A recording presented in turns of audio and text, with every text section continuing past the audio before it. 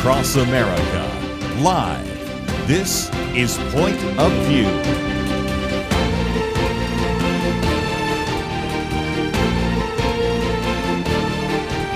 And now, Kerby Anderson. Thank you for joining me. It is the Monday edition of Point of View. So grateful you could join us. Let me just as a program note mention that Bishop E.W. Jackson will be with us in the second hour. We're going to be talking about this particular interview that he did that went viral, his concerns about what is happening at the Smithsonian Institution, woke indoctrination, coming from a man who, as he said, I'm a descendant of slaves and I'm appalled by something that has been taking place there. So, of course, we've been talking about that over the last couple of weeks, but I wanted to have him weigh in on that as well. That's next hour, and just thought I would give you that as a program note. Going to look at some of the economic issues for a few minutes, because everybody from Alexandria Ocasio-Cortez to the Secretary of Treasury, Scott Bessent, and others are doing some things or making some policies that affect your money and your ability to support your family. We will also be talking about a very good piece coming out from Jordan Seculo, California's election scandal. Pretty interesting material, so we'll cover about that. And just before we wind down the hour, got a good piece also about how Europe is in a free fall. If you want to understand what not to do, sometimes look at countries that are falling apart, look at whole continents that are falling apart and say, don't follow them over the cliff. But let's, if we can, recognize that we are coming pretty much to the end of the celebration of America's 250th birthday. But there was at least one other major event that took place yesterday in Washington, D.C. Many people are calling kind of the final event commemorating USA's 250th birthday, and that was Freedom 250 Grand Prix. Never thought this would happen. I used to live in the Washington, D.C. area. If somebody told me someday they'd have a Grand Prix race in Washington, D.C., I go, I don't think so. But nevertheless, you have Donald Trump and First Lady Melania Trump rode around the 1.7-mile racetrack in a presidential limousine ahead of the competition. And they raced, the Grand Prix IndyCars raced around, and Kyle Kirkwood was the winner. So if you didn't have a chance to at least glance at that, I'm sad they haven't had more clips on YouTube and other things, because it's kind of interesting. And whether you like this president or not, whether you like race cars or not, just I thought was kind of a fun event commemorating America's 250. And while we're talking about Washington, D.C., if you have not been paying attention, we haven't talked about it a great deal. The Supreme Court Chief Justice John Roberts signed a temporary order allowing work to continue on the White House ballroom. And if you've not been paying attention to that, and we haven't really talked about it very much because I think it's much to do about nothing, the appeals court a while back said, oh, we've got to stop the construction of the ballroom. And I'm thinking, okay, judges, tell us what we are going to do. We are in the process of building a ballroom that really will be a significant addition, a necessary addition to the White House. And to tell them to stop, well, then what are they going to do? Just leave it in ruins? What are they going to put in its place? I mean, this is so silly, but nevertheless, at least common sense has prevailed a little bit longer as we are trying to put together a ballroom so that the next time there is an event for the White House, they don't have to go either to a hotel and rent it out, or else try to do it on the South Lawn with all sorts of issues associated with that. So, nevertheless, just wanted to give you a little bit of update on some things happening in Washington, D.C. But my first article is from Alicia Finley, and it's entitled AOC's Crazy, with a lot of number A's, Crazy Economic Theory Lives On. And she says, you remember modern monetary theory? I'm going to talk about that in just a minute. This was the crazy economic view that Representative Alexandria Ocasio-Cortez helped popularize during what now a lot of people are calling woke 1.0. It held that the U.S. needn't worry about deficits because the government could print money, politicians could spend with abandon, and if inflation rose, Congress could subdue it by raising taxes. First of all, you might say, okay, what is modern monetary theory? I'm holding up two of the booklets that we have done recently by anywhere from 4 or 5 years ago, but one on a biblical point of view on money, one a biblical point of view on inflation. If you're not familiar with that, these are some things. I do have a book which actually goes into that in some detail, but without getting too much into the weeds, when she went to Boston University, Alexandria Ocasio-Cortez majored, if I remember right, in economics and international relations. I'm not sure she knows much about economics, and I think she proved the other day when she was asked some questions about international relations, maybe she didn't learn there very much there either. But if she was paying attention at all, most of the time they use a Paul Samuelson book, and that is usually giving you a heavy dose of what's called modern monetary theory. It goes all the way back to John Maynard Keynes and others. And of course, the next paragraph talks about a fact that one of these economists that has been promoting that is Stephanie Kelton, who even thanked Alexandria Ocasio-Cortez for bringing this radical idea in the mainstream. Stephanie Kelton said people immediately probably started Googling modern monetary theory to find out what she was referring to. And she went on to say in CNN many years ago, the national debt is nothing to fear. What should scare Americans is allowing misunderstanding and fear-mongering about the national debt to prevent us from taking bold action to deal with the urgent threat of climate change. And I might just mention my piece today is, of course, Tax the Rich. I have one coming out in 2 days on the national debt. So I think you can kind of get the sense that these are some important issues that deserve some attention. And if you ever thought that, well, maybe they were right, all you have to do is this particular article goes down and reminds us of what happened during the pandemic. Spend without restraint, lean on the Federal Reserve to monetize the debt, hike taxes when economic inequality increases and growth slows, spend more, and continue to do this. And this is kind of what's now still part of what you now might call woke 2.0 economics. And it didn't work the first time. Water does not run uphill.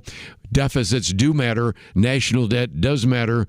And in just a few minutes, we'll get into why that has even caused some problems with Treasury bonds. But let's continue, because the article goes on to point out the fact that many Americans refinanced homes at ultra-low rates, which increased household liquidity, fueled consumption. After inflation surged, the federal government, the Federal Reserve, I should say, raised interest rates, began to shrink its balance sheet. Borrowing costs rose across the board, and suddenly running big deficits became more affordable, higher mortgage rates and all the rest.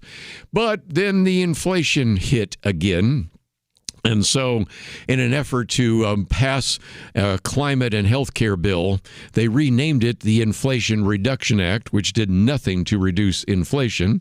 And, of course, now we are seeing more and more concern about what is happening. When we come back from the break, I'll talk about the national debt, long-term Treasury rates, some quick action by Treasury Secretary Scott Bessent, some actions probably coming this week from the Fed Chairman Kevin Warsh, and a number of others. But the bottom line is liberals, progressives love this idea of modern monetary theory because it says, don't worry about spending more than you take in. No problem at all. We'll just keep printing more money and there won't be any difficulty. We saw what it did last time. We know what it's going to do in the future. And I'll talk more about that right after this.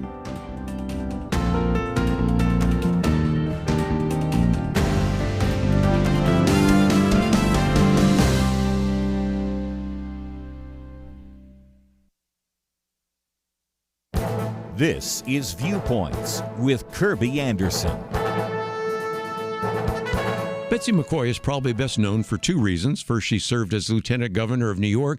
Second, she wrote several opinion pieces critical of the Clinton health care plan in the 1990s. Lately, she's been in the news warning about the tax the rich slogans and legislation popping up around the country. She talks about the Taylor Swift tax in Rhode Island, the Connecticut mansion tax, a similar tax in Washington, D.C., and California Proposition 40 that would implement a wealth tax. These taxes and others are being proposed across the country will lead to even more wealthy citizens moving to other states.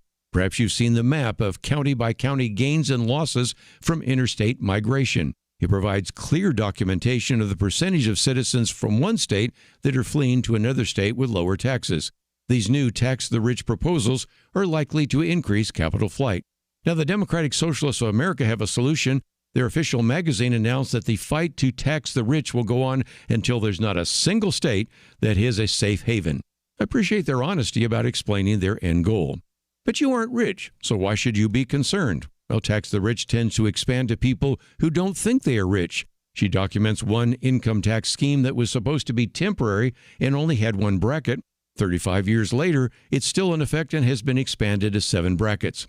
She also reminds us that only 2% of a billionaire's wealth is in jewels, homes, or other luxuries. Most of their wealth is tied up in business assets that would have to be liquidated at a loss to pay the tax bill. I'm grateful she is telling us to beware of these tax the rich slogans. I'm Kerby Anderson, and that's my point of view.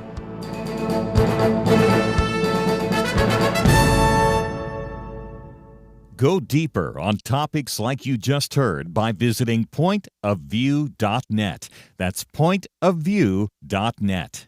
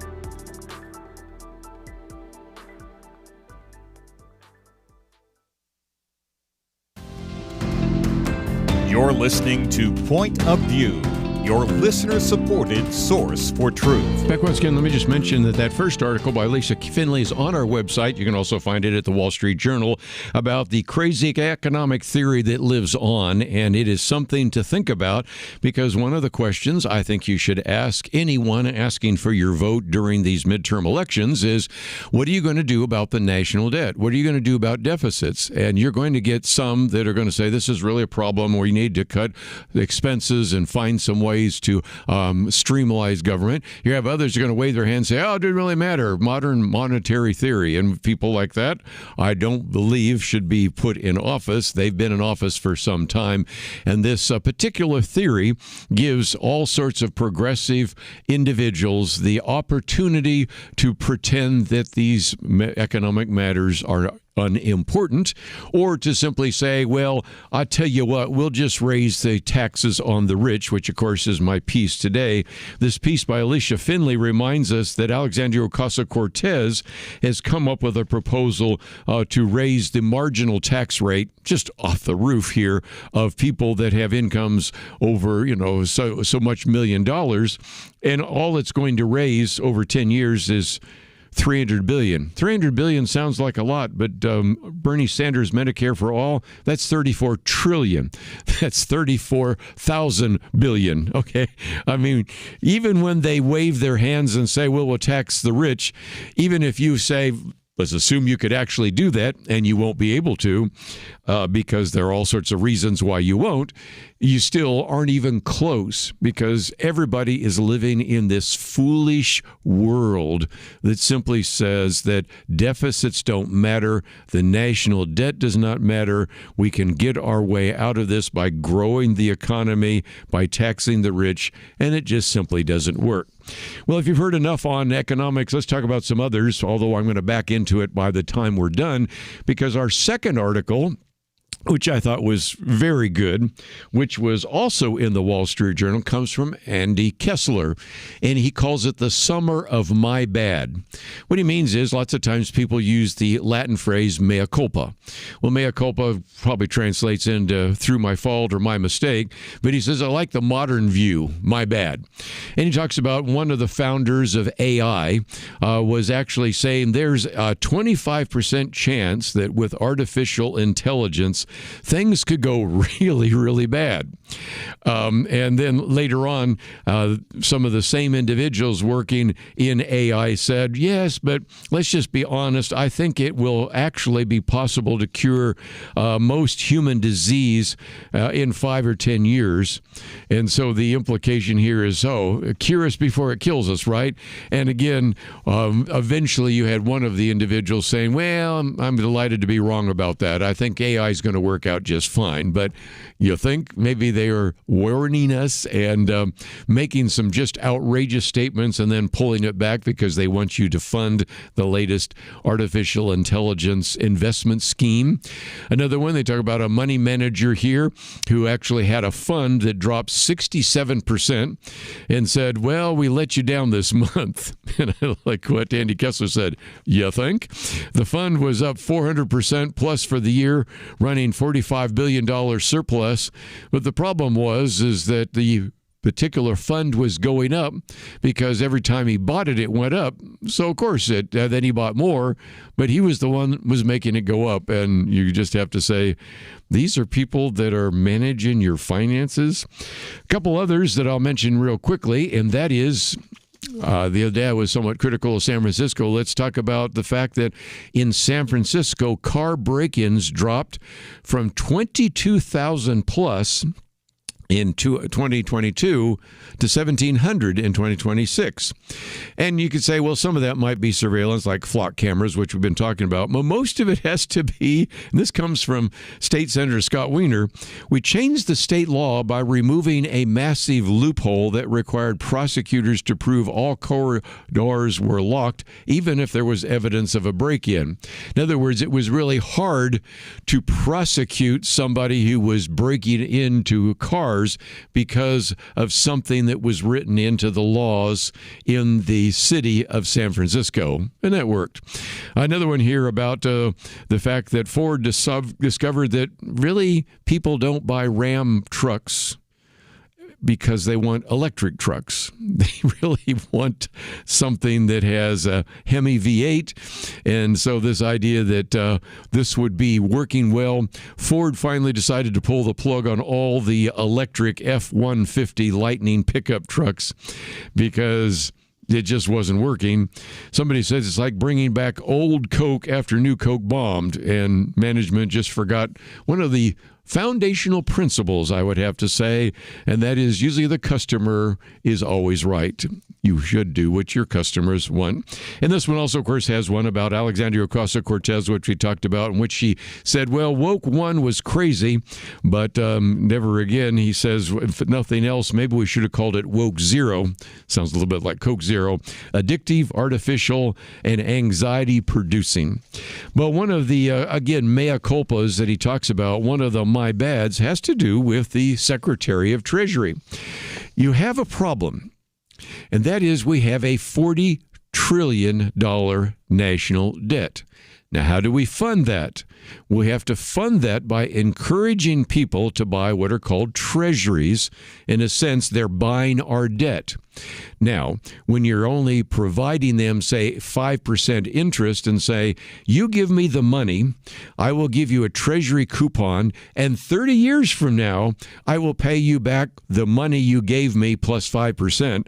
And a lot of people around the world, including the United States, are going, I don't think so.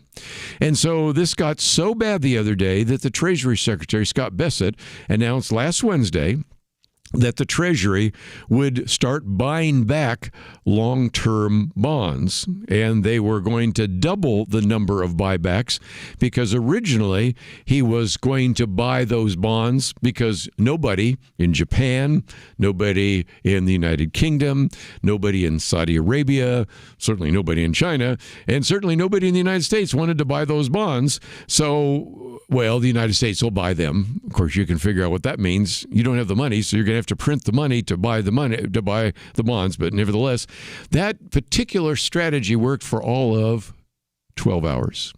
And then now they're talking about doing it again. And so that's one of the other my bads in here that is mentioned, because in some respects we've got a couple of things happening simultaneously. In Japan, it used to be possible to borrow money from Japanese investors and from banks because they had very low interest rates. It's often called the yen carry trade. Well, they've now increased their interest rate, so that is affecting all sorts of businesses that have borrowed at a lower rate. And then at the same time, of course, you also have the other issue, and that is not only the fact that we felt as a government we had to step in to help Japan support the yen, we also had to go and buy our own bonds to keep all of this going. And if you think we're on the edge of some real concerns, you are actually very correct. Which brings me, of course, to my commentary today. The solution that you're going to be hearing from many of our progressive candidates is we need to tax the rich. My commentary here is pretty much a summary and a link to a very good piece by Betsy McCoy, who served as the lieutenant governor of the state of New York, probably an individual we quoted quite often during the 1990s because she wrote some of the best critical opinion pieces about the Clinton health care plan, oftentimes referred to back then as Hillary Care. But she's now been warning about the tax the rich slogans, and we've talked about what's happening in Rhode Island and Connecticut in Washington, D.C. California has Proposition 40.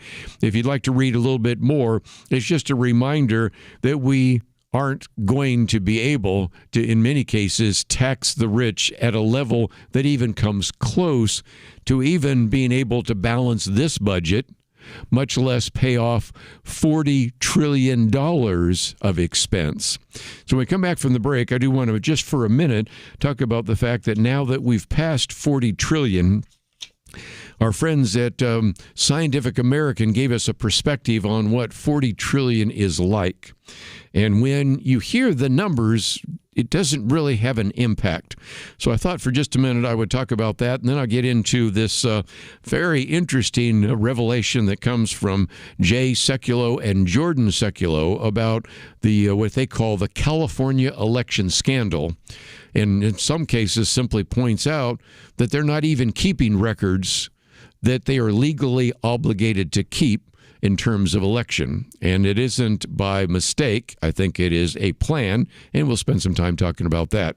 Don't forget, second hour, we're going to spend some time with our good friend Bishop E.W. Jackson. We're going to talk about the Smithsonian Institution, which he says is engaged in woke indoctrination. All that coming up right after this.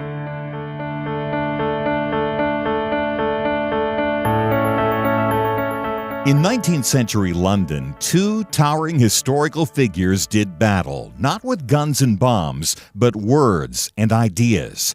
London was home to Karl Marx, the father of communism, and legendary Baptist preacher Charles Spurgeon. London was in many ways the center of the world, economically, militarily, and intellectually. Marx sought to destroy religion, the family, and everything the Bible supports. Spurgeon stood against him, warning of socialism's dangers. Spurgeon understood Christianity is not just religious truth, it is truth for all of life. Where do you find men with that kind of wisdom to stand against darkness today? Get the light you need on today's most pressing issues delivered to your inbox when you sign up for the Viewpoints commentary at pointofview.net/signup. Every weekday, in less than 2 minutes, you'll learn how to be a person of light to stand against darkness in our time. It's free, so visit pointofview.net/signup right now. pointofview.net/signup. Point of View will continue after this.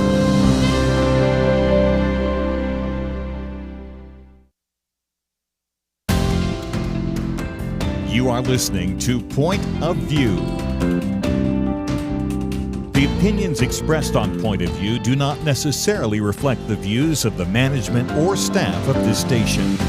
And now, here again is Kerby Anderson. Back once again, let's we can talk about debt for just a minute. You know, Proverbs 22:7 says the rich rule over the poor and the borrower is a servant to the lender. Probably a better translation is a slave to the lender. And of course, I'll hold up our booklet on debt. And when I wrote that, it was primarily looking at all the other kinds of debt. We have, of course, credit card debt, and we have auto debt, and we have student loan debt. But debt for America is also a concern, just as debt for you is. And I thought for just a minute it's worth a mention, since we did cross a threshold the other day of a $40 trillion national debt. And again, it's maybe helpful for especially our younger listeners to know how this happened. It happened under the watch of many of us that were older. We were warning about this in the 1980s, and yet voters kept electing individuals who paid no attention to it. They were aided in part by something we just talked about, modern monetary theory. And so today we're in a situation in which the United States brings in round numbers, about $5 trillion every year. Now, just a few years ago, $5 trillion would have been enough, but not any longer. We spend $7 trillion every year, and my argument has often been, well, let's, if we could, take 8 zeros off of that, and instead think of a person that maybe makes $50,000 a year, but actually spends $70,000 a year and has like credit card debt of $400,000. You would recognize that person is having a real problem. And yet there seems to be an unwillingness on the part of candidates and politicians and government officials to acknowledge that. Just the other day, the Secretary of Treasury, and I'm not trying to beat up on him, but he makes some statements that I don't think are very helpful. He said there's nothing magic about a $40 trillion number. But I think the problem, especially when we're talking about this on radio, is a million, a billion, a trillion. It all kind of sounds the same. So our friends at the Scientific American want to try to help us remember and understand that this number, a trillion, is truly astronomical. 40 trillion is 4 with 13 zeros after it. You with me? 4 with 13 zeros. If you took $40 trillion $1 bills and laid them end to end, it would go from Earth to the sun and back again 20 times. If you tried to spend $1 per second, it would take you 1.27 million years. The distance from Earth to our nearest star, Alpha Centauri, 25 trillion miles, not 40 trillion miles, 25 trillion miles. So you can see that we are talking about, as we said, a number that is astronomical.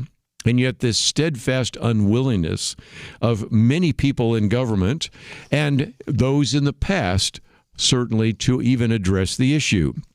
Here's another way to look at it. Since I'm older, I can remember these times. The United States did not rack up a full $1 trillion in national debt until October of 1981. At that time, President Ronald Reagan even said, if we as a nation needed a warning, let that be.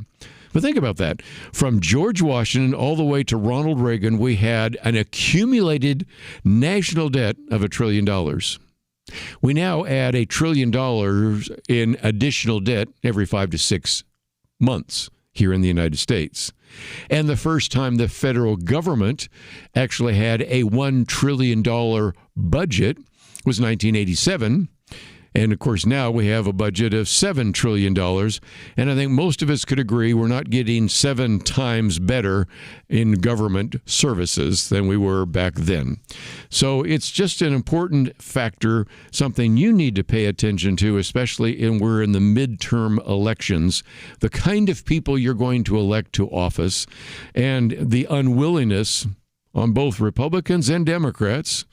Both Republicans and Democrats have seen the national debt increase under their watch, no matter who controlled the Congress, who controlled the White House. Now, I'll give partial credit to the fact that Republicans sometimes were able to slow it a little bit. Last time we had something that was even close to a balanced budget was when you had Republicans controlling the House and Bill Clinton in the White House. But even there, they were taking money from Social Security, but at least it was close. And this is the kind of tragedy that is unfolding year after year, and everybody just keeps kicking the can down the road. And we'll continue to talk about this because, unfortunately, very few in the media, very few in politics want to do so. But just for a minute, I thought it would be good, especially for our listeners in California, to post this piece. Comes from Jordan Sekulow, and it turns out that our friends at the American Center for Law and Justice, that would be Jay Sekulow, Jordan Sekulow, and the rest of the staff, have really been concerned about the fact that we do have people that are not citizens in this country voting. And he points out that in this piece, for years, Americans have been told that concerns about non-citizens voting are a myth, a right-wing talking point unworthy of serious attention. However, California's own Secretary of State and California's Attorney General have proven otherwise, not by admitting the state has no idea, but because the state isn't bothering to track it. Turns out the American Center for Law and Justice were seeking records to try to understand how the state maintains voter integrity. What kind of integrity do we have for the voter rolls? And this has been kind of interesting because they received first an answer, if you will, really a non-answer, from the California Secretary of State. And then they also received an answer, again, a non-answer, if you will, from the California Attorney General. Here's what comes from the Secretary of State of California. The statewide voter registration system simply does not contain a specific cancellation reason for non-citizenship. As they say, in other words, the state cannot tell us how many non-citizens have ever been removed from its voter rolls because it doesn't keep that information at all. This particular article goes through, and there's 4 key points, which I will mention that you could read in its entirety. But it is, I think, first of all, rather striking that the Secretary of State of California does not even keep those records. It gets worse because you would think the Secretary of State would keep those records. Every other state that I know of does. The largest state is California, this in terms of population. Second largest state would be Texas. I know Texas keeps them.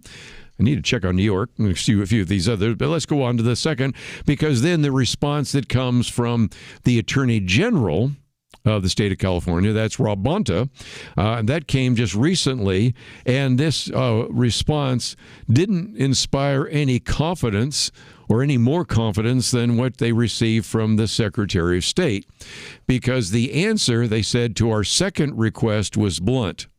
The California Department of Justice responded to our Freedom of Information Act by stating there are no records containing or addressing policies that are specific to handling investigative referrals for illegal voting.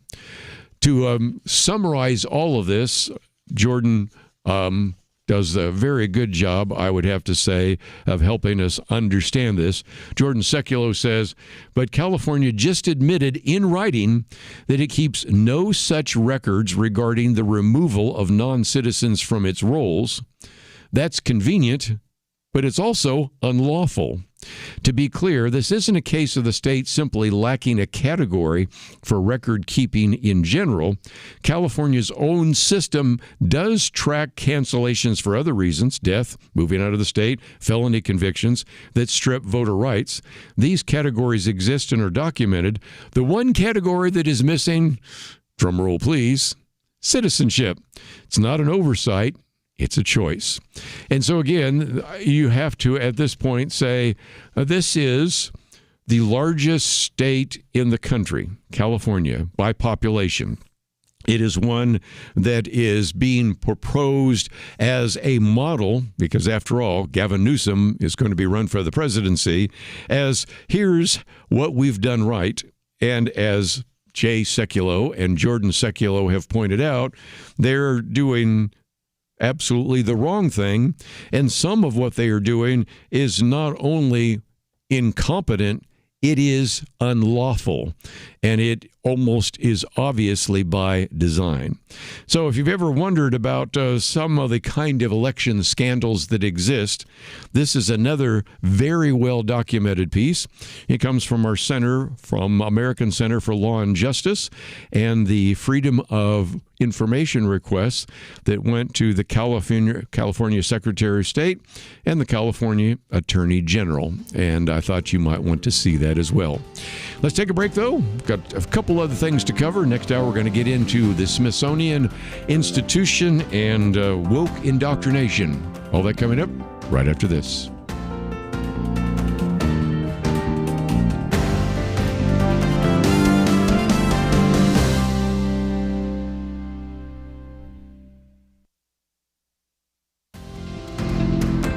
You're listening to Point of View, your listener-supported source for truth. Back for a few more minutes. I thought for just a minute we would turn our attention to Europe. And the reason we want to do that is multifold. And the first is that years ago we did some interviews on Point of View with Mark Stein. He wrote a number of books, but one of them, which I still have on my shelf and I refer to from time to time, is called America Alone. He could see, and this isn't going back almost 2 decades, that if the trend is continuing where you have more and more Muslim population coming into Europe, you may still have a place that's called Paris, but it's not going to feel like the Paris of the past. You may have a place called London, and they may even want to call it Londonstan, but it's not going to be the same. And so whether it is the influx of individuals who no longer share a European heritage, or also the self-destructive policies, he eventually predicted that we would, in some respects, as America, have to do it alone. And when you think about whether it's the war in Iran, or even think about helping Ukraine fight Russia, in many cases it really has been, as we found out more than once, America alone. Now, to his credit, President Trump, and to his credit, the Secretary of State, Marco Rubio, have called upon at least our NATO allies to at least act like allies, at least to pay their fair share. Some have not. But even there, they were not allowing us, in some cases, to even allow our planes to land or to refuel on their way over to whether it's Iran or anywhere else. So you have this reality that in some respects it is America alone. But if you look at Europe, this particular piece by Dr. Guy Millier, who is a professor at the University of Paris, author of more than 24 books, is entitled Europe in Freefall. What I'm going to do is he's got a number of points. I'm picking out just 10 from kind of his summary. This goes on for pages, though. If you have even the slightest interest in what is happening in Europe, it may be one of the most readable and discouraging at the same time pieces on what is happening in Europe. But let's just take a few points as he talks about. The first one he says is there is a terrifying fact is that Europe's erasure as a civilization is underway. It is no longer the Europe that we remember. It's no longer the Europe that has given us history, culture, music, philosophy, all of that. It is very, very different, and we will get into, of course, the details in a minute. The second point is that Europe is, and this is his words, in ghastly shape. For nearly 5 decades, the European Union's economic growth and productivity have lagged behind those of the United States.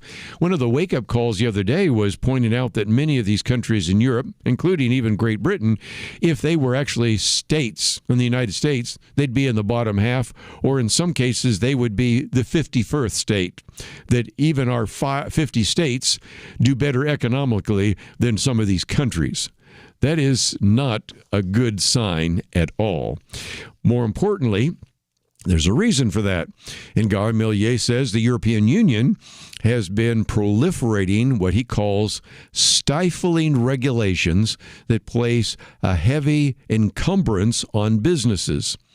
What are we talking about? Well, we're talking about restrictions on gas and electricity production, drive for rapid and costly transitions to renewable energy, some things we've talked about on this program many times as well.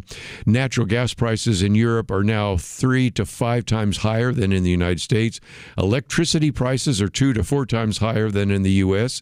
And what you're starting to see, and this is getting to the next point, European countries are recognizing that European companies are leaving and they're going elsewhere rather than to stay in Europe.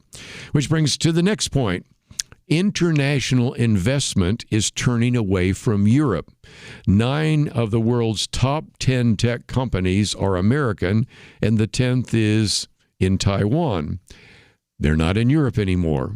Can you remember a time when Europe had so many factories, so much industry? Think of, the tremendous manufacturing capability of Germany before and even after World War II, especially after World War II. That isn't there any longer. Here's a couple other things that make it almost unlivable. There are heat waves that have been affecting Europe. By the way, we just set a record here in Dallas today for the highest temperature. Going to set a record probably today for the highest temperature. But, even when I was watching the Boston Red Sox at Fenway Park, it was 91 degrees in Boston. So it's hot everywhere. Where it's been really hot in Europe. And yet, in the midst of that, the continent still, as he says, remains resistant to air conditioning, viewing it as an expensive luxury. You probably saw some of the individuals who came over here for the World Cup, and they just couldn't believe that you had air conditioning in some of these homes, in some of these stores, and they were not accustomed to that as well. A couple more points before we wind down. They have a tremendous, according to Guy Millier, very disturbing pessimism about the future. Now, some of that comes from all the hue and cry about man-made global warming and hyped up fear about the planet's going to be uninhabitable and things of that nature. But then, of course, the rest has to do with the fact that Europe is no longer Europe. Because he says, quote, most new immigrants in Europe come from the Muslim world and appear to have no interest whatsoever in assimilating or becoming more westernized. As a matter of fact, many are emphatically discouraged from doing that. He points out that the proportion of Muslims in the United Kingdom, in France, in Belgium, the Netherlands, and Sweden have become increasingly larger and are increasing decade after decade, with consequences that anyone even slightly versed in history could have expected. But unfortunately, points out those warnings went unheeded. A couple more. He then points out that, well, what's the reaction? Twofold.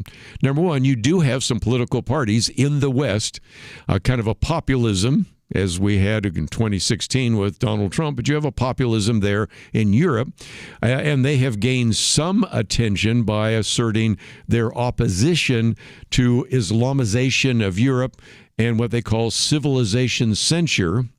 But that, of course, has led to an equal and maybe even more draconian response from the other political parties, because the European elites are convinced that that is, and you can fill in the racism, Islamophobic, whatever, you know the phrases.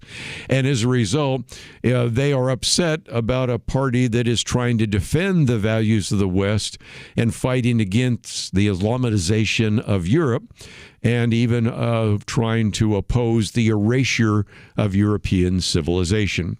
He goes on and gives you, of course, speeches by Marco Rubio, various statements by the European Union. He goes through and gives you a lot of evidence of the decline of Europe, and it's a very good piece, but even if all you want to do is read the first page and a half, which is a kind of a perfect executive summary, I think it would be something that just would help you understand why even now we're having more and more Americans saying, I'm not sure I want to go to Europe for a vacation. There may be better places to go. and why we see a lot of people in Europe come over to the United States and say, why can't we do what they're doing in America here in our country? And until those elites are removed, I don't think any change is going to take place in Europe, and it may be too far gone. Hence the title of Mark Stein's book, America Alone. Sad commentary, but let's face reality with facts. And he puts the facts on the table, and I want to encourage you to read them. When we come back, we're going to talk about the Smithsonian Institution. All that coming up right after this. The Bible tells us not to worry, and yet there is a lot of worrying stuff in our world today. Thankfully, the Bible doesn't stop at telling us not to worry. God gives us a next step. He says we need to pray. But sometimes even knowing what to pray can be difficult. And that is why Point of View has relaunched our Pray for America movement, a series of weekly emails to guide you in prayer for our nation. Each week, you'll receive a brief update about a current issue affecting Americans, along with a written prayer that you can easily share with others. We'll also include a short free resource for you in each email so you can learn more about the issue at hand. Will you commit to pray for America? Go to pointofview.net. Click on the Pray for America banner at the top of the page to subscribe. Again, that's pointofview.net. Click on the Pray for America banner. Let's pray together for God to make a difference in America. And the truth that y'all put out. Hey, great show. Love all your comments and what you're talking about. Thanks again for what you do. Point of View Radio Talk Show.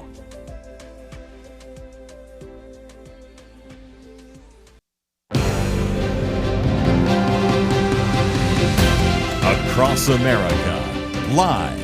This is Point of View.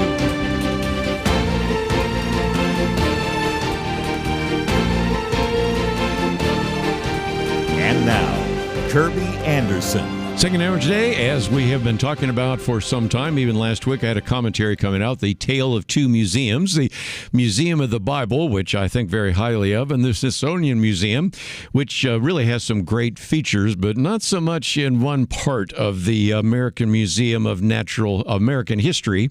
And as you well know, President Trump last year even had an executive order dedicated to restoring truth and sanity to American history. This year, the White House Domestic Policy Council issued a 162-page report on the National Museum of American History, and we have been talking about that. But the other day, Derek, our producer, said, hey, could we get on E.W. Jackson? I go, well, that'd be great, because he did some interviews that have gone viral. So we've posted a couple things. If you go to our website right now, we have a piece, Smithsonian Director Admits She Sees History as the Tool of Social Justice in the Resurfaced 2025 clip. Also have one here, Descendant of Slaves Shames Smithsonian's Woke Indoctrination Against the Greatest Nation on Earth. That is, of course, Bishop E.W. Jackson, who is a minister, a lawyer, a Marine, a graduate from the University of Massachusetts, Boston, and Harvard Law School, a nationally syndicated host, and, of course, the founder and president of STAND, which, again, stands for Staying True to America's National Destiny. And Bishop E.W. Jackson, it is always a delight to have you on the program. Well, Kerby, it's an honor to be with you. Thanks for inviting me.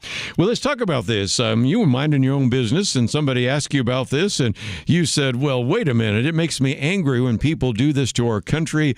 We should not be paying our tax dollars for a Smithsonian institution that seems to only be talking about the negative aspects of our history.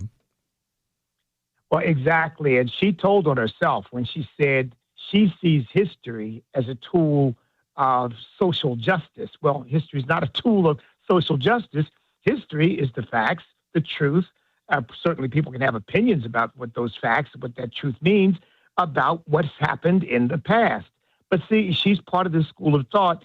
They don't want to tell the history of our country. They want to create a polemic against our country and convince people, frankly, to dislike or perhaps even hate the United States of America. You know, the other day we had Robert Knight on. Of course, you know him. He writes for Washington Times. And I brought this up because I just been writing about the museum. And he said, you know, I have an interesting story. He's got a grandson that really loves history. So they went through, again, this American National Museum of American History. And he said, I was hard put to find anything to show him that I would really feel proud about. And when all you can do is focus on the negative aspects of our history, and we have the Indian Wars, we have slavery, we have Jim Crow, not denying that. We have some very dark chapters in American history. But if that's all you can do, and you see history and the Smithsonian Museum as a tool of social justice, we shouldn't be paying for that with our tax dollars, do you think? Absolutely not, because our tax dollars, I mean, we are, after all, a nation. And our tax dollars should be going to talking about those things that help people understand how we are an exceptional nation, what makes us an exceptional nation, how we are unique. Sure, we can tell the good, as you said earlier, the good, the bad, the ugly. But the fact of the matter is, you know, Kerby, we live in a fallen world. So I said sometimes in speeches, there's a secret why America is not perfect. There are people here. And wherever you have people, you're not going to have perfection. But if you compare us to any other nation on earth, we have done more to affirm human dignity. We have done more to create human flourishing. We have created this highest standard of living of any nation that's ever existed on the face of the earth. We've got a lot to celebrate, and that's what we need to be passing on to our posterity. Well, let's talk about your posterity for a minute and your own background, because I think one of the reasons this really went viral, and of course, I think more of your comments should go viral, but this one certainly did, is because you talked about the fact, and I forgot this right, your great-grandparents were slaves. And so you said if you were born in America, you hit the proverbial lottery because you have had more opportunity and hope than any people living anywhere else on the planet. Last hour I even talked about how Europe is in free fall, even comparing the United States to other countries, say in Europe, not to mention Latin America, Asia, Africa, whatever. We are the most blessed. And yet one of the reasons I think this really resonated is as a descendant of slaves, you had something to say about this woke indoctrination.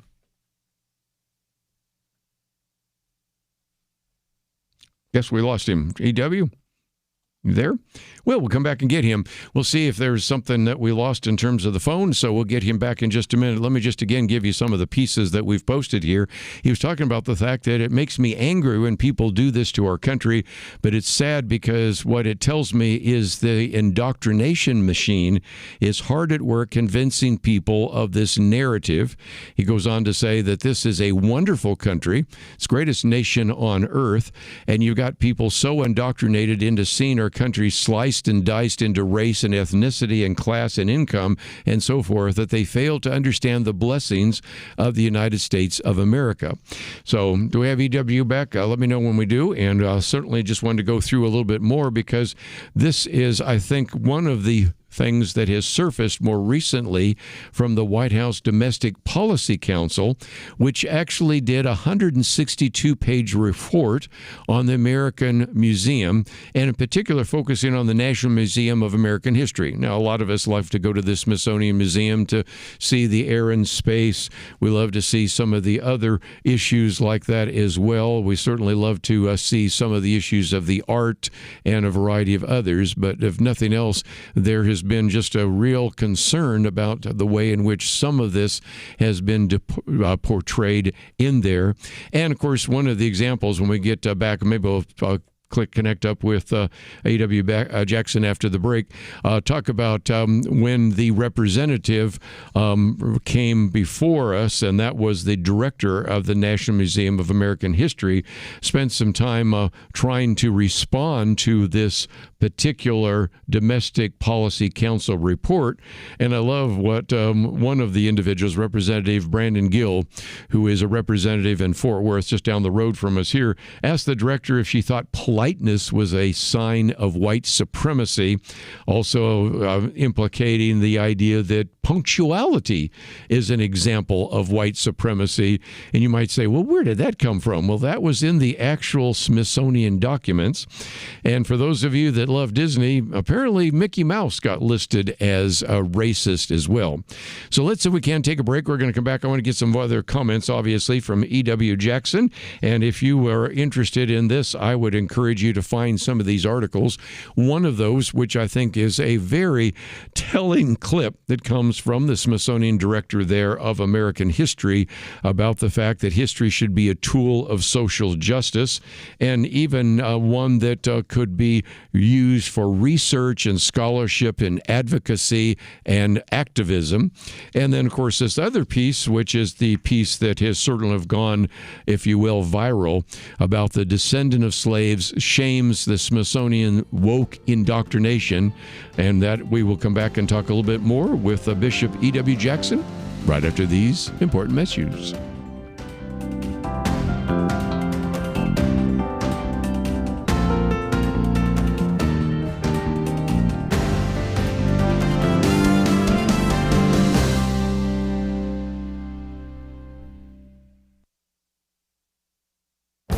This is Viewpoints with Kerby Anderson.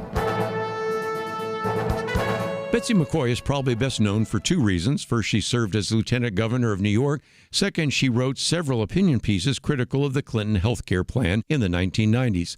Lately, she's been in the news warning about the tax the rich slogans and legislation popping up around the country. She talks about the Taylor Swift tax in Rhode Island, the Connecticut mansion tax, a similar tax in Washington, D.C., and California Proposition 40 that would implement a wealth tax.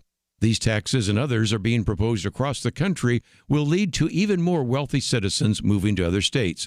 Perhaps you've seen the map of county-by-county gains and losses from interstate migration. It provides clear documentation of the percentage of citizens from one state that are fleeing to another state with lower taxes. These new tax-the-rich proposals are likely to increase capital flight. Now, the Democratic Socialists of America have a solution. Their official magazine announced that the fight to tax the rich will go on until there's not a single state that is a safe haven. I appreciate their honesty about explaining their end goal. But you aren't rich, so why should you be concerned? Well, tax the rich tends to expand to people who don't think they are rich. She documents one income tax scheme that was supposed to be temporary and only had one bracket. 35 years later, it's still in effect and has been expanded to 7 brackets. She also reminds us that only 2% of a billionaire's wealth is in jewels, homes, or other luxuries. Most of their wealth is tied up in business assets that would have to be liquidated at a loss to pay the tax bill. I'm grateful she is telling us to beware of these tax-the-rich slogans. I'm Kerby Anderson, and that's my point of view.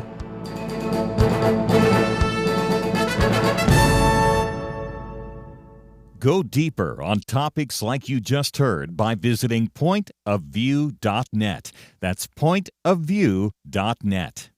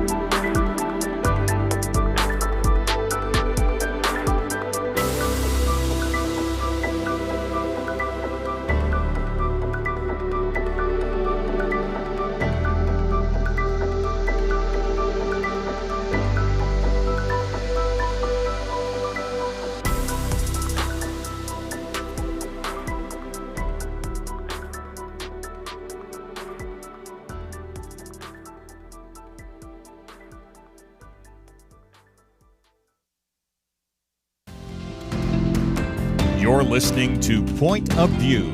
your listener-supported source for truth. Continuing our conversation today with Bishop E.W. Jackson. By the way, if you would like to contact him, maybe have him come to speak, if you'd like to know more about Stand, you can go to our website. We have a link to standamerica.us, or you can just go directly there. There's a place where you can sign up and find out a little bit more. They have petitions, they have information, and also some great news and media. And so, again, you can find that by simply going to our website, pointofview.net, or go there directly. And E.W. Jackson, for just a minute, let's talk about the way in which this particular cross-examination went. Just down the road from where I'm broadcasting right now is, of course, the congressional district for Representative Brandon Gill. And he began by asking the director of the National Museum of American History if she thought politeness was a sign of white supremacy. A little bit later, is punctuality a sign of white supremacy? And then eventually we learned that Mickey Mouse is racist, and all of that was in the Smithsonian documents, wasn't it? Yes, it was, and all of that is intended to undermine American culture, and also to set people up to show hostility toward those who are supposed to be their quote-unquote oppressors. So politeness is a biblical issue. You treat people with decency. You treat them with kindness. It's not a racial matter, but what they're really saying is, I mean, if I may be so bold as to say it, what they're really saying is, don't hesitate to hurt a white person. Don't hesitate to go after them. Don't be polite with them. They're your oppressors. Same thing with men, with women, with men. Go after them. They're your oppressors. I mean, we heard this. Remember, during Trump's administration, we had Maxine Waters saying, confront them in the restaurants. Go after them to their homes. Follow them to their homes. I mean, this is really what they're getting at. This is all about undermining American culture and trying to fundamentally transform the nation so that you can't look at America and enjoy it. As I say, you know, one of the greatest blessings on earth in my life, other than being saved, is the privilege of being an American and the opportunities that it affords me. Well, again, a lot of this gets back to your comment about wokeness. Here, I'm holding up our booklet, A Biblical Point of View on Wokeness.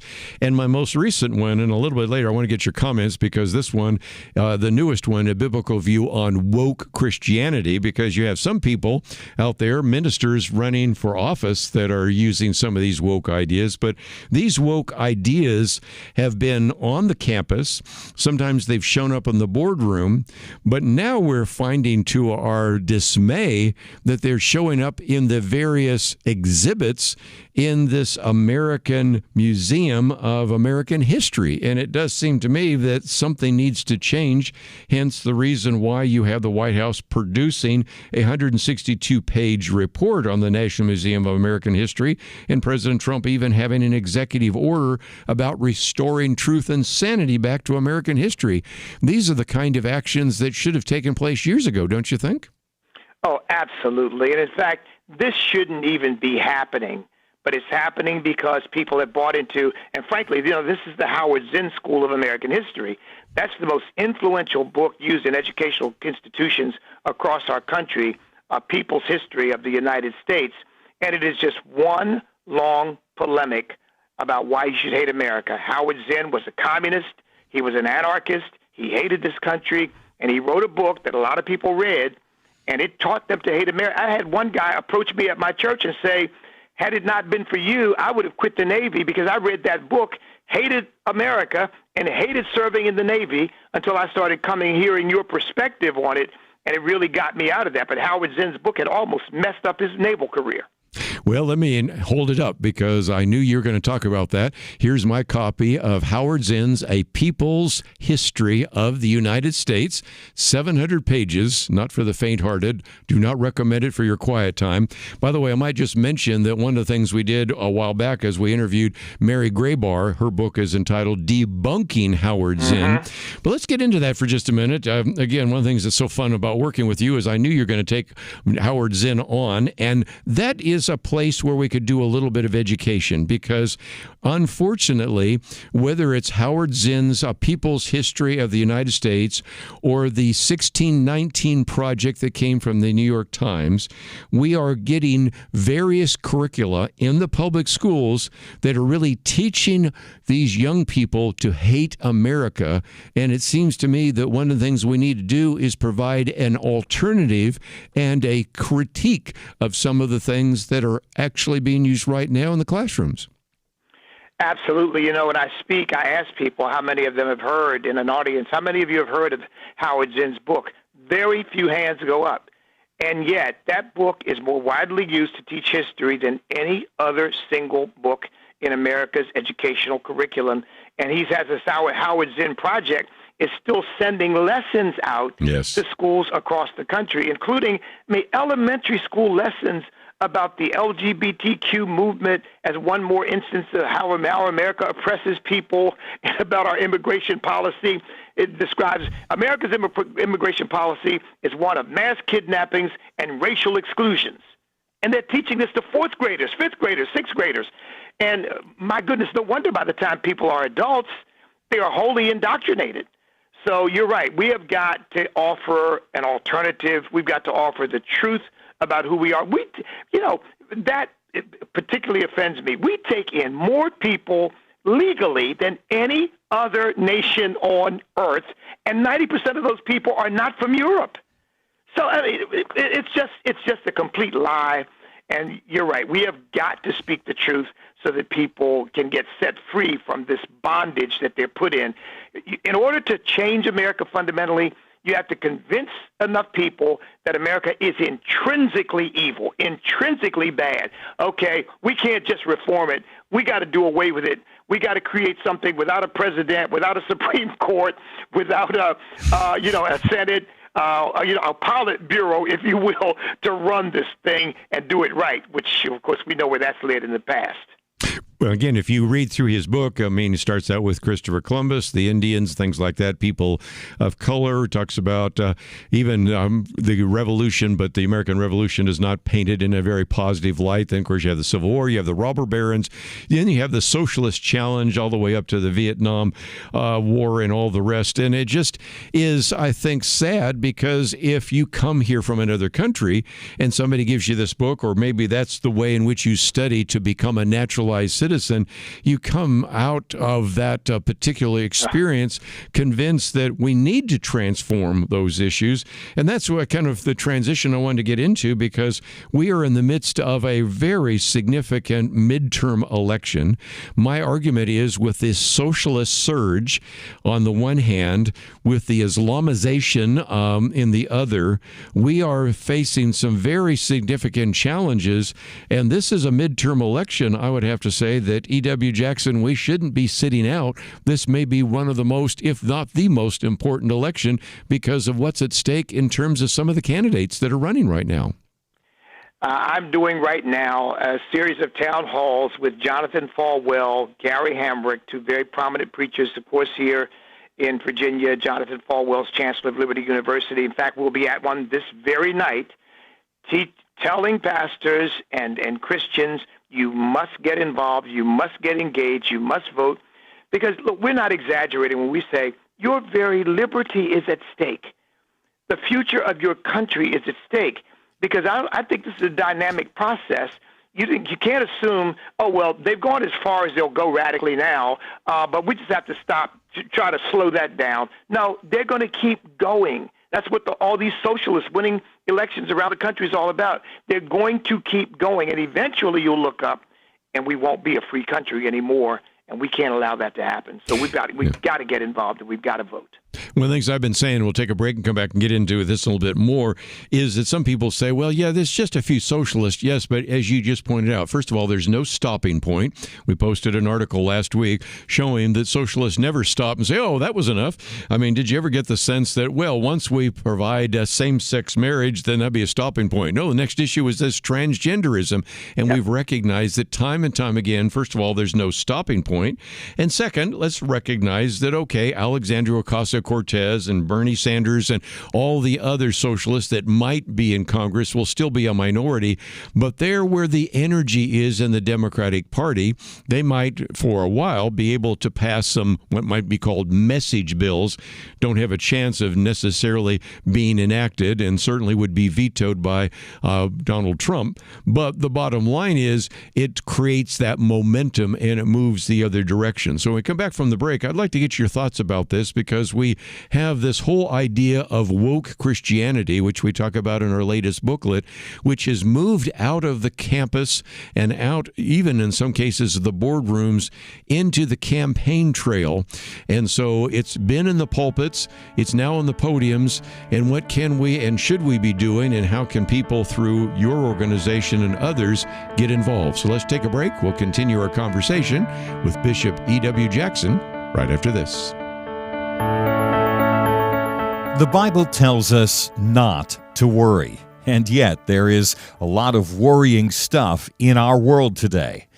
Thankfully, the Bible doesn't stop at telling us not to worry. God gives us a next step. He says we need to pray.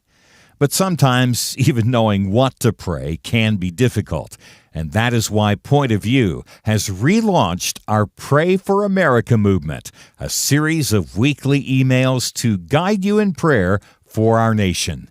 Each week, you'll receive a brief update about a current issue affecting Americans, along with a written prayer that you can easily share with others. We'll also include a short free resource for you in each email so you can learn more about the issue at hand. Will you commit to pray for America? Go to pointofview.net. Click on the Pray for America banner at the top of the page to subscribe. Again, that's pointofview.net. Click on the Pray for America banner. Let's pray together for God to make a difference in America. Point of View will continue after this.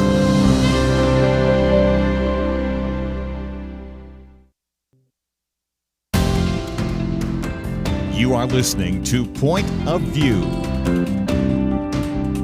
The opinions expressed on Point of View do not necessarily reflect the views of the management or staff of this station. And now, here again is Kerby Anderson. Continue our conversation today with Bishop E.W. Jackson. If you'd like to know a little bit more, we have a link to standamerica.us. And E.W., for just a minute, let's, if we can, talk about what is available there. I would encourage people to sign up and get your newsletter. You have information about your vision, your mission, some very good material I want to talk about in just a few minutes, some of the various lectures you've given on should the Bible be taught in the public schools and whether or not we should support the nation of Israel and on and on. But that is a way in which people can connect up with you, especially for our listeners in Virginia, because in some respects, what's going on right now in the state where you are located is, if you will, a microcosm of what's happening around the country, isn't it? It is, and it portends what they want for the country. I mean, Democrats have taken over in Virginia, and they have two constitutional amendments on the ballot in November. One is to enshrine homosexual marriage. Mm-hmm. They throw in racial stuff in there, but we know that's just a ruse. The whole point is they want to promote this homosexual deviancy, and they want to promote homosexual marriage, and that they want the whole state to go along with it, even though, remember, we passed a constitutional amendment that defined marriage as a union between one man and one woman. The Supreme Court overturned that. Now they want to make sure that it's back in, that it's put in the Constitution of Virginia, and then they also want to enshrine abortion up until the moment of birth. They want to be able to abort children. They want that as a constitutional right.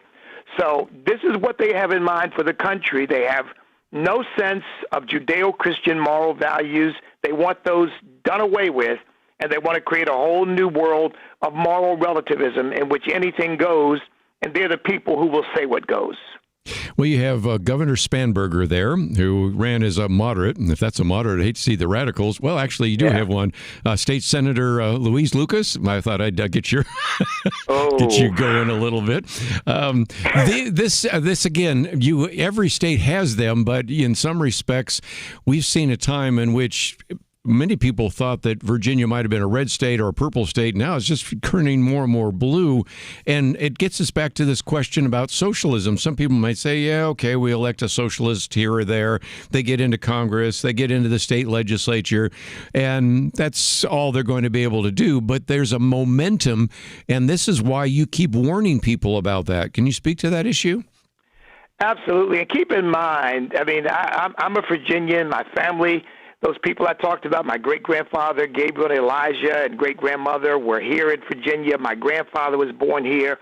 This is the state of George Washington, Thomas Jefferson, Patrick Henry, George Mason, James Madison, father of our nation, father of the Constitution, father of the Bill of Rights. I mean, this state has an illustrious history. And to imagine turning it over to a bunch of Marxists and a bunch of people who could care less about the Constitution and could care less about the values upon which it's based, I mean, it's really an ugly scenario. And Christians are going to have to be the ones to stand up. Because if we don't, I don't think anybody else is going to. Because we're the ones who understand still is a difference between right and wrong, between men and women, and we've got to uphold those differences. So, we've got a job to do. Our website, for example, has a number of constitutional amendments that we're proposing. One of them, I know we're not talking about this right now, but one of them is on birthright citizenship. Sure. Because I believe part of our problem is we're importing all these people who don't share our values. Did you know, for example, that Hassan Piker is an anchor baby? His parents weren't citizens. They came here, had him, and as an infant, took him back to Turkey to raise him, and then brought him back. I mean, this is going to undermine us and destroy us from within if we don't get a handle on who we allow into our country. Well said. And again, I could go down that immigration issue, but another one just occurred to me when you were talking about that. As a pastor, we, and this is one of the things I talk about in the latest booklet on woke Christianity, we have individuals who are reverend. I'm thinking Reverend Raphael Warnock, who is a U.S. Senator in Georgia. I'm in the state of Texas right now, although last week I was up in your hometown of Boston, got to watch the Boston Red Sox there in Fenway Park. But nevertheless, we have an individual running for Senate right now. His name is James Tallarico, who is saying that God is non-binary, and certainly that the Bible is all over the place when it comes to marriage. And matter of fact, the Bible is really pretty woke, and as a result, Jesus really was even indicating that maybe there was consent given to the birth of Jesus, and quotes from the Gospel of Thomas. I think there is a warning that maybe you need to pass on as a fellow pastor, that we need a fairly significant amount of discernment, because we have individuals that are really presenting kind of a woke Christianity, not just in the pulpit of liberal churches, but out here on the campaign trail right now, aren't they? Kerby, let me say something that people may find hard to hear, but I think more pastors are going to have to embrace this. Just as we love even these people who are misguidedly trying to push these policies, we must be as passionately full of hatred for the policies they are pushing. I mean, passionately. The Bible teaches us to passionately hate falsehood. We don't hate the people, but we hate the falsehood. And that means we've got to stand against it and speak against it and work against it and fight against it. And we'll never be given credit for loving people in spite of the fact that we hate what they stand for, but it doesn't matter. God is the one who ultimately judges us. And let me add this. The Bible says that teachers are going to be held to a higher standard, just like I was reading yesterday about Eli, who refused to rebuke his sons. They were engaged in immoral behavior. They were stealing the sacrifices. He wasn't doing it, but he didn't stand against them doing it, and God judged him with the same judgment he judged those sons. I think if we don't stand against this stuff, God will judge us as if we did it, because we know better, and we've got to be the ones to stand against it, and pastors first and foremost. Well, again, for people that maybe piously say, oh, no, we're supposed to be really loving Christians, well, just read your New Testament. I was in Titus 1 yesterday, but you have 1 Timothy and other passages, Book of Romans. How many times the Apostle Paul says, maybe we can love the people, but we are to speak out and completely eliminate false teaching, and we should rebuke false teaching. Yes. And so for people that want to say, well, we're not supposed to be rebuking people, maybe not, but we're supposed to be rebuking false teaching. And that brings me back to something that's on your website, because there's a petition right now where people could sign one about marriage. There's a petition about there's only two genders. What a concept. A petition on the sanctity of human life, and the one you just mentioned a minute ago, even one on the anchor baby scam. So there are ways in which people right now can say, okay, E.W., you got me riled up and I'm kind of frustrated and I'm ready to go. So what do I need to do? There are some places where you have provided people a chance to sign a petition. And one of the things we've been doing lately is, of course, we have our Take Action. We've done stuff on the SAVE Act and on flock cameras. I'm thinking, don't you think there might be something we could do in terms of the Smithsonian and certainly in terms of anchor babies and things of that nature, so that we could provide people with some positive steps that they could take to contact their senators or their representative about some of these issues we've been talking about today? What are your thoughts? Absolutely, Kerby. Look, we're just one organization, and you're doing what you're doing, and others are doing things, but people ought to plug in. Where you see something happening, somebody's trying to take action, get involved. I think I may have mentioned that Margaret Sanger was once placed by the Smithsonian Portrait Gallery in the Civil Rights Museum, and I stood against that. Others joined me, Brett Bozell and Star Parker, and people from all over the country came together. We protested it. They resisted, but they ultimately had to remove her because we said this woman was consorted with the Ku Klux Klan. She was a supporter of the eugenics policies of Hitler, and she should not be in the Civil Rights Museum and the Civil Rights display of the museum. Finally, they relented. But, yeah, we've got to look for ways to express that frustration in a positive and productive way, reminding people always, we get accused of hatred. We're not trying to hurt anybody. We're not trying to kill anybody. We're not trying to, in fact, we're against that, but we are trying to stand up for truth in the best way we know how. The Bible says the weapons of our warfare are not carnal, yet they are mighty through God to the pulling down of strongholds. I believe that. Let's take a break. When we come back, we'll get some final comments from E.W. Jackson. Let me just mention that that article I mentioned from Fox News on the second page, you can find that documentation, which says in 2015, again, E.W. Jackson confronted the Smithsonian's National Portrait Gallery over the inclusion of Planned Parenthood founder Margaret Sanger in its exhibit on civil rights leaders, and took issue with her inclusion, said she was an elitist, she was a eugenist, she was a racist, she admired Adolf Hitler, and she spoke for the Ku Klux Klan. I even used the Dinesh D'Souza, a reenactment of her speaking at the Ku Klux Klan when I speak on the whole issue of how many of these ideas of Charles Darwin made their way all the way to America through things like Planned Parenthood. So there's the documentation in case you'd like to read it. We're going to take a break and continue for a few more minutes with Bishop E.W. Jackson right after this.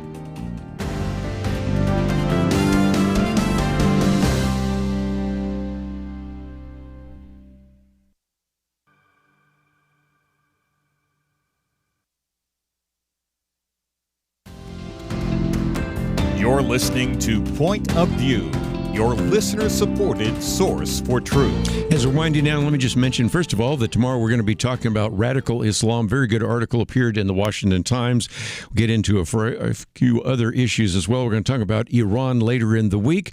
Also, this movie, Beyond Belief, and, of course, our weekend edition. Kelly Shackelford will be with us as we talk about religious liberty, Aaron Smith, and a number of others. So it's just going to be a great week, and we are so thrilled that we could have E.W. Jackson with us. And I thought that for just a minute, we might talk about the fact that even though it's sort of winding down, the 250th birthday kind of was ended yesterday with the Freedom 250 Grand Prix. Again, E.W., who would have guessed we would have Indy cars racing around in Washington, D.C., but nevertheless, that was one of those. But there is all sorts of opportunity on this 250th anniversary of America to encourage people to love this country and also encourage people to get out and vote. And I know that you already are probably really busy with all the events, even one you're going to be doing tonight. But if people would want to contact you, have you come and speak, get some of your material, there are ways in which we can still continue to celebrate 250 years of this republic. Well, Kerby, I'm going to be doing for the entire year what I call a truth tour, facts about America you were never taught. And that's going to be the theme, talking about the lies, the myths. Was America built on slavery? I addressed that very specifically. The fact of the matter is, slavery held America back. It did not. Slavery didn't build anything. It made life easy for the people who were the big slave owners, but it didn't do anything for America. I addressed that. In what sense did we steal land? Now, am I saying we always treated the natives the way Christians would think you should? No, but you know what? The natives weren't Christians either in their behavior. People don't talk about the massacre of 1622, how the Powhatan, I think it was the Powhatan Confederacy, did a sneak attack on the Jamestown settlement and killed 347 men, women, and children in a surprise attack when they had done nothing to provoke it. See, America is a place where human beings can flourish. When you start trying to slice us and dice us, white people bad, dark people good, all you're doing is playing into a Marxist vision, class division expressed in racial terms. And so if people want to have me come and talk about the Truth Tour and my take on American history, I'm happy to do that. I'll be doing that the entire year because, again, I love this country. We have an illustrious history, and somebody's got to talk about those things that elevate us rather than those things that denigrate us. Well, again, we've been doing the same thing. I'll hold up the one that a biblical point of view on the Declaration, biblical point of view on America's founding, a biblical point of view on one nation under God, and a biblical point of view on the patriot pastors. And, of course, I know from time to time, even on your radio show and on American Family Radio, you hear my commentaries because we are also dedicated, like you are, to educating this next generation because if you are expecting the public schools to do it, they're going to be getting a heavy dose of Howard Zinn. They're going to get a heavy dose of the 1619 Project. And in some respects, we have to almost do a re-education or a counter-education. And so I just salute the kinds of things that you've been doing, traveling around the country, and encourage people to find out a little bit more because we have provided a link to, again, standamerica.us. And I appreciate all the great work that you are doing in that regard. Well, thank you so much, Kerby. It's a pleasure to be on with you. And we're going to keep fighting for our country. And as I said earlier, I believe we're going to win what is clearly a very intense cultural civil war in our country. We're going to win it because I think the truth will ultimately win out over lies and falsehood. And that's what the left is trying to sell us. I mean, socialism is rising now, the Democrat Party. The history of Marxism is a disaster. But I guess a lot of young people haven't learned exactly how many millions of people Marxism, socialism, communism have killed, starved, destroyed. But we're going to get that story out, and I think the American people are going to respond accordingly. I think so. They're also going to find out what it's like to have the New York City run a grocery store and what it's going to be like to tax the rich, which is my commentary today. So, E.W. Jackson, it has been a delight to have you on the program. Let's get you on again sometime soon. Well, thank you so much, Kerby. Be my pleasure. Let me just, before I wind down here, mention a few things. I did mention that my commentary today is called Tax the Rich, and that comes from our friend Betsy McCoy, who, as I said before, is kind of best known for being the lieutenant governor of the state of New York, and many of us remember her fondly during the 1990s, in which she really told the truth about the Clinton health care plan, what was at that time called Hillary Care, but she's been warning about these slogans. As I mentioned the other day when I was in Rhode Island, you have the Taylor Swift tax in Rhode Island. You have the Connecticut mansion tax. I even stopped there to have lunch the other day. They have a tax, of course, in Washington, D.C. California, of course, Proposition 40, implementing a wealth tax. And if you think this is going to pay for the national debt, think again. I've already run some of the numbers, and you can find the piece that we posted at the very beginning about the crazy economic theory being put forth by Alexandria Ocasio-Cortez. Not even close. And more importantly, what you're going to have, and we know what's going to happen, is that wealthy citizens are going to move from one state to the next. And we even encourage you to look at the map of the county-by-county gains and losses which come from interstate migration. There are just a lot of that taking place, and you can actually see it visually on the map. But, of course, the ultimate goal from our socialist friends, and I put that in quotes, is according to the magazine of the Democratic Socialists of America, they are wanting to make sure that they can fight the rich, and it will go on until there's not a single state that is a safe haven. Which, got to appreciate their honesty, but let's just recognize that's not going to happen anytime soon. But that's the dedication that they have. And if you are one of those people that say, look, I'm just not rich, so I really don't care about whether they tax the rich, I think Betsy McCoy's piece, which we give you a link to, and you can read it for yourself, points out that you have one of these income tax schemes that was supposed to be temporary and only had one bracket, just the ultra-rich. 35 years later, it's still in effect, not very temporary, and it now has been expanded to 7 brackets. As the wealthy leave, guess who gets taxed? Well, the middle class, or the upper middle class, then eventually the middle class. And, of course, even if you think you could even work this effectively, a lot of the wealth of many of these individuals is not liquid. It's actually in assets that would then have to be sold at pennies on the dollar to pay the tax burden. Just doesn't work. And, of course, it brings us back to a conversation we'll have later in the week, because I have done a commentary on the national debt. And, of course, we began by my commentary from last week on the 2 different types of museums, the Smithsonian Museum and the Museum of the Bible, the Tale of Two Museums. So these are some of the commentaries that we have available. So as you scroll down from the picture of Bishop E.W. Jackson, you'll see some of the show materials that we've talked about today. You'll see the viewpoints, commentaries, and, of course, our Take Action. We've been lately encouraging you to take action on the flock cameras, but I think you've heard us suggesting maybe there's a few other action items that we can begin to post and give you a chance to contact your 2 senators or your representative about that as well. That's all we have for today. We're going to get into radical Islam tomorrow. Very good article in the Washington Times. Some other very important issues we will cover here on Point of View. As always, I want to thank Megan for her help engineering the program. And Derek, thank you for producing the program. Go to the website, pointofview.net. You are going to find the articles we've mentioned today, the action items, and the information about my one guest, Bishop E.W. Jackson. Look forward to seeing you tomorrow right here on Point of View.